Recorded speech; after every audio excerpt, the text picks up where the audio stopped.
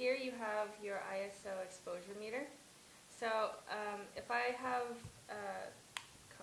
400 film, I generally rate mine about 200, so I'm going to push this button here, and you can move the dial until it says 200. It's going to allow the internal meter to do the metering for you. Here you want to have it on S to do single shot. You can also do timer or continuous on it if you want. You have a 2-second timer and you have a 10-second timer. Moving on to the top where the prism is, this is all removable. You can adjust your diopter to fit your eye.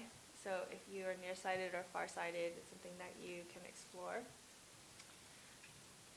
And here we have the speed. So basic speeds on the Contax, they say not to shoot below 60th. I've been able to shoot below 30th pretty easily. I usually kind of hold my breath, just be really steady. And even 15th or 1/8 of a second if I'm really, really adventurous. I try not to shoot 15 or 1/8 without a tripod. If you have a tripod, you're golden. If not, it's going to take a little bit of practice. On-off button here. And I usually keep it at M. And this is the back focusing button. And it's also going to be at M for back focusing. There's also a focusing button on the grip itself. So this here is just the exposure compensation. If you want to shoot in AV mode, for example, you can always do AV +1, +2, -1, -2, and the camera is going to meter for you. And that way you don't have to think about your metering at all. I've heard good results about it. I've not tried it myself. All right. This is called a dark slide, and with it in, you're allowed to take the back off. So this is the film back here, and how to take the film back off, we're just going to push and turn this button, and you can feel it releasing. And you're just going to pull your back off carefully. So once the back is off, you can see that there's electronics here and here, and that's kind of, why we call it Contax, not really, but that this needs to make contact with that. If ever you feel like your Contax is not working properly, it's probably because the Contax is dirty and you need to maybe get a scrub brush and just clean that off. Shutter curtain here. When the back is off, if you have film loaded, the magazine's not going to come out, so that's kind of a safety feature that it has there. The Contax is not really weather resilient, so when it's cold and rainy, you definitely don't want to be taking your back off.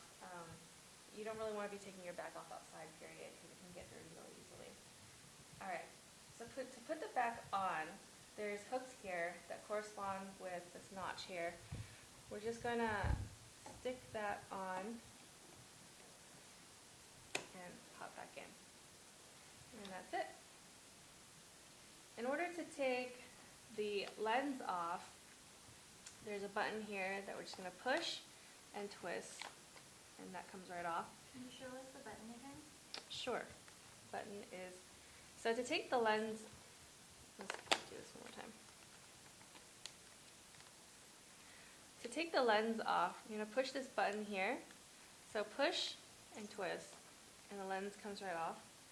To put it back on, we'll just match the red dots together, and the lens will come back on. Snap into place. All right. Okay. So it's kind of weird because last time I did it, it was more like a conversation. Oh. Yeah, it was just me talking to myself. All right. So now we're going to get into how to actually load the Contax. I'm going to lift that up there and give it a little twist. So inside the Contax, there's these little gears. It's pretty old school. I've opened it once before because this notch kind of came out and it just kind of unscrewed. You can go to a hobby shop and get like a little tiny screwdriver and take out all these pieces and then kind of take a look inside. And I was just able to put the little gears back together and put it back in, and it was fine. I highly recommend if you don't know what you're doing and you panic that you call Contax Rentals and they can definitely help you with that. Okay, so we're going to take it out. We're just going to push here. It's going to pop right out. Sometimes the rollers get cracked, and you can see that my roller is cracked. There's supposed to be something here that prevents it from rolling back, but it's completely gone now because I use it so much. They say that it's not good for your camera for the rollers to be cracked, but I really haven't seen any problems with it, so far so good. When you finish your roll, I don't know what this is called. Spool. So, Spinner. Don't know. okay. When you finish your roll, your spool is always going to end up on top because the film is going to load onto the other spool. So we're going to take the spool out, put it down here, let it click in. If you get confused of if it goes on top or on bottom, you can always tell by this line right here. And this line indicates that your film needs to go in this side. All right.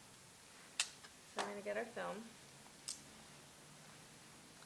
And we're going to load it in so that today we're using Portra 160 by Kodak. So the film is wrapped tightly inside of this paper. It's literally just right inside, taped right inside. So you want to make sure your hands are always on the roll and you're not just letting it like unravel, because then you'll get light leaks that way. The first foot or so is going to be just paper, and that's just to lead your film into the camera. We're going to pull it around, and there's a little slit right there. We're going to stick it in, give it a little roll, give it a little tug, and boom, that's it. So the Contax is actually really smart, and it knows how to roll your film to the start marker. Other medium formats are not so smart, and so you're going to have to roll it to the start marker. If you don't know what that is, I'm going to just roll it here, and you'll see that this is the start marker here. Sometimes it even says start. And you're going to have that match up with this line, and that indicates that your film is loaded and you're ready to go. So we're just